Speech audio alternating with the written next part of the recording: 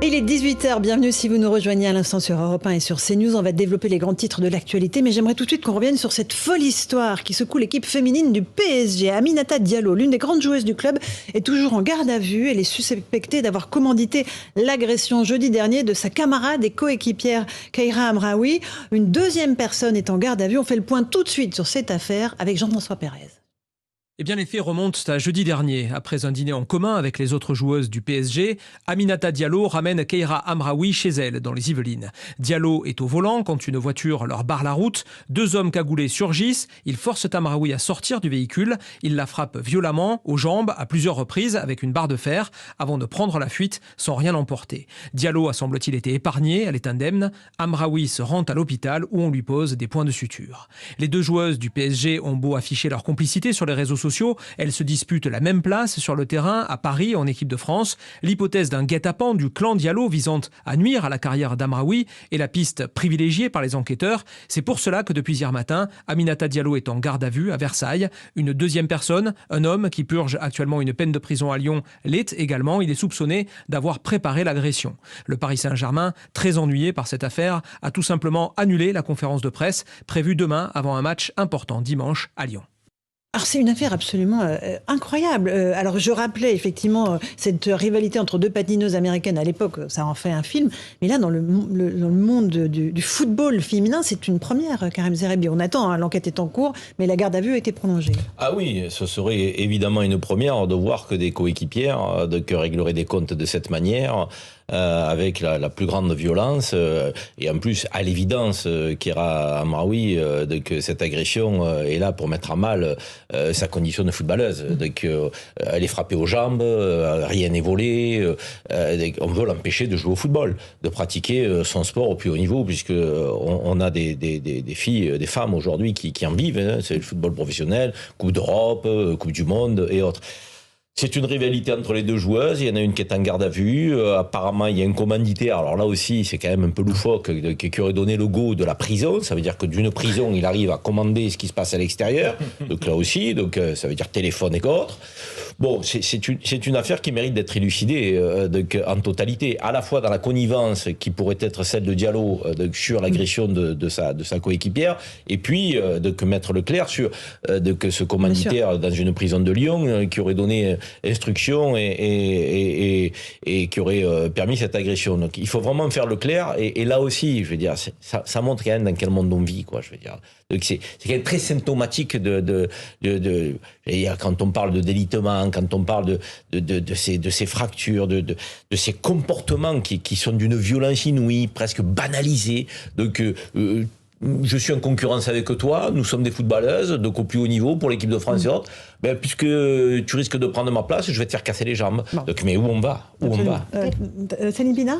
Oui, peut-être que ça peut raconter aussi quelque chose sur la violence du milieu du foot. Moi, je me rappelle quand même des gamins qui sont souvent arrachés très jeunes à leur famille parce qu'il y a un fantasme de réussite et pas de petite réussite. On parle de gens qui sont payés des dizaines de millions. Pour quelques-uns d'entre eux. Oui, mais évidemment. C'est tout ce fantasme qui fait que les gamins sont enlevés de leur famille, qu'il y a des gamins qu'on va chercher jusqu'en Afrique et que souvent on casse. Parce que ce qu'on oublie, c'est que pour ceux qui sortiront des centres de formation, il y a plein de gamins qui vont être cassés physiquement parce qu'on s'en moque. De toute façon, il y en aura toujours un ou deux qui s'en sortira, et que cette violence peut-être qu'il y a dans le milieu du foot, dans la formation, elle peut pas aider à acquérir des valeurs de respect de l'autre, et que même si on met en avant une belle image de sportivité, d'équipe, la réalité c'est qu'en fait on crée des gens qui ne sont là que pour leur intérêt personnel et pour lesquels, pour certains, l'intérêt d'équipe ne peut plus fonctionner parce que justement dans le temps de leur formation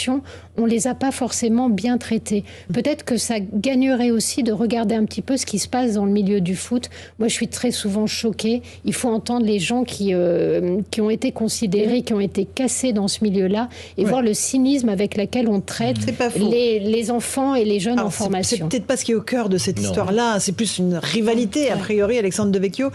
Mais quand on connaît les valeurs du sport, de solidarité, d'entraide, je trouve que c'est navrant. Mais c'est un peu un mythe comme le rappelait Céline Pina. Alors dans le sport féminin, il y a peut-être moins d'argent dans le football féminin pour l'instant que dans le football masculin, mais et Dieu sait que le niveau est excellent pourtant.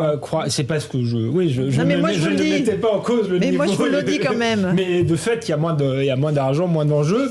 Mais croire que par magie on allait installer des terrains de football dans certains quartiers et qu'il allait avoir à vivre ensemble pour ça, je pense que c'était de toute manière une illusion. C'était très bien que je parle de quartier parce que Laurence me disait les valeurs du sport, etc. Et je dis que le sport, c'est très bien que ça existe partout dans tous les milieux, mais que ça ne suffit pas à transmettre des valeurs de solidarité, etc. Et ensuite, ce qui est amusant entre guillemets, c'est qu'on voit que dans le idem pour tordre le cou à certains clichés, le sport féminin n'a pas l'air d'être plus pacifique, plus doux. Mais les femmes sont des hommes comme les autres. Les femmes sont des hommes comme les autres. Exactement. Tatiana Renard-Barzac. L'être humain était voilà. Ne vous en allez pas trop. On va s'arrêter là. Justement, je suis contre les stéréotypes. Allez, un petit tacle de Tatiana Renard-Barzac.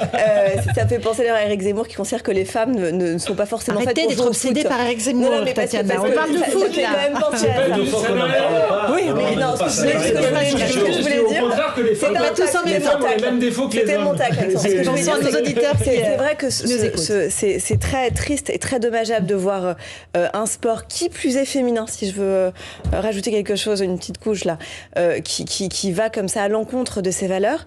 On a vu aussi l'importance de la direction et l'importance aussi des joueurs. Je me souviens par exemple de ces joueurs pour une toute autre histoire, pour les droits LGBT, qui avaient mis justement le genou à terre, etc. Je pense qu'il va falloir parier sur l'intelligence collective. Il va falloir aussi que chacun se reprenne en main, mais surtout, c'est la question aussi de la transmission des valeurs dans notre société. On parle souvent de l'importance de l'école, elle passe aussi par le sport. On dit souvent que à travers le sport, il y a des choses absolument essentielles. Et là, il ne faut pas qu'on reste sur cette image-là. Par ailleurs, je tiens juste à rajouter une chose. J'y connais pas grand-chose à cette histoire, et pour l'instant, on ne sait pas. Absolument. Présomption d'innocence, garde à vue. Pierre est coupable. Absolument. On n'en sait absolument rien. Mais on sait qu'il y a eu une agression contre une joueuse. Et c'est dommage parce que le football féminin a mis tellement de temps à sortir de l'ombre, avec une qualité de jeu. Franchement, Alexandre, je pense que sur un terrain de foot, vous ne feriez pas le malin face aux filles de l'équipe du PSG.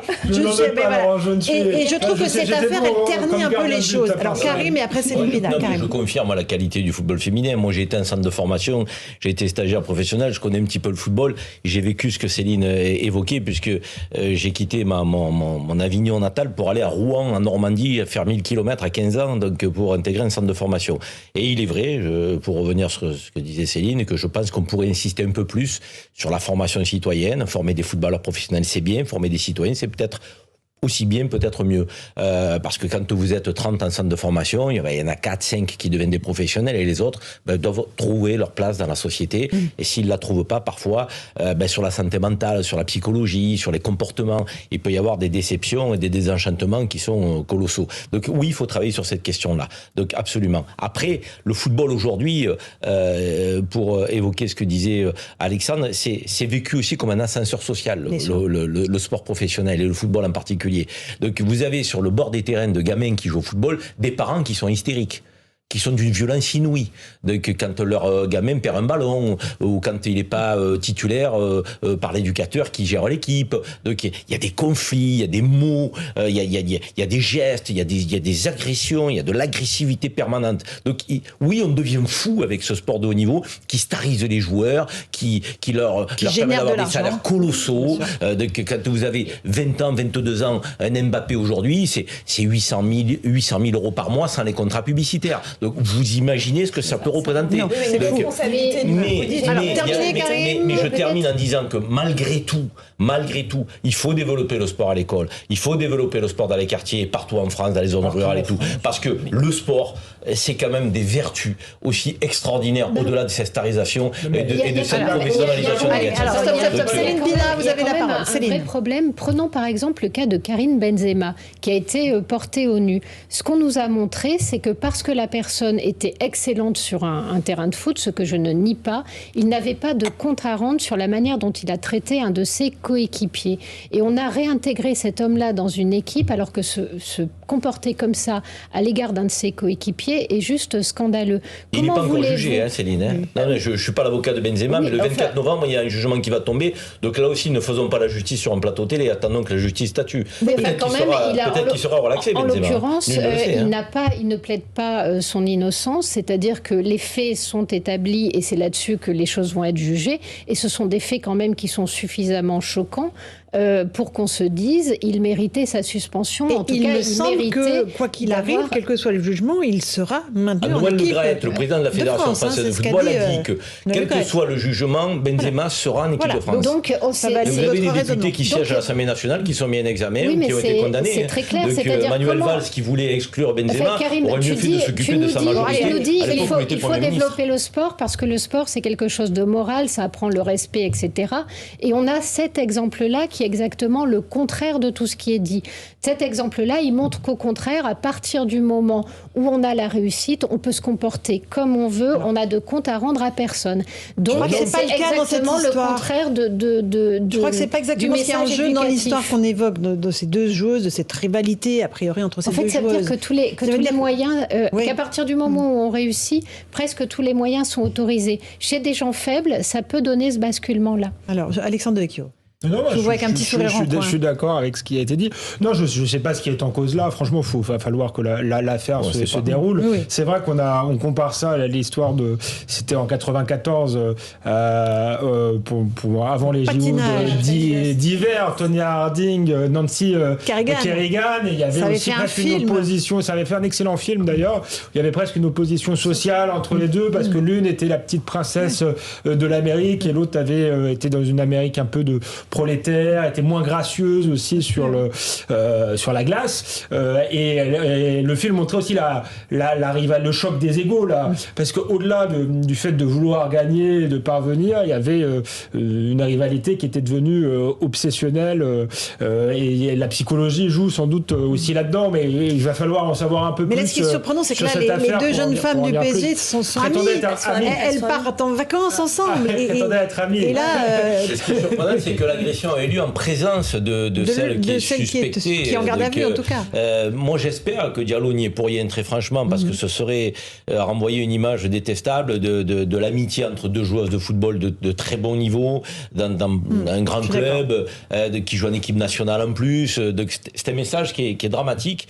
Donc, aux plus jeunes, aux petites filles qui jouent au football et qui sont de plus en plus nombreuses à être sur les stades de foot, quoi. Je pense que si les faits étaient avérés, elle serait sans doute radiée à vie de l'équipe de France et du milieu du football. Enfin là, il n'y a pas de. Ça avait été la sanction à Tonya Harding et je pense que c'était une sanction légitime. Allez, on fait une petite pause, on se retrouve tous les quatre dans un instant dans Punchline. On évoquera la violence, mais cette fois la violence contre les forces de l'ordre. 82% des Français sont favorables à des peines de prison automatiques pour ceux qui les agressent. À tout de suite.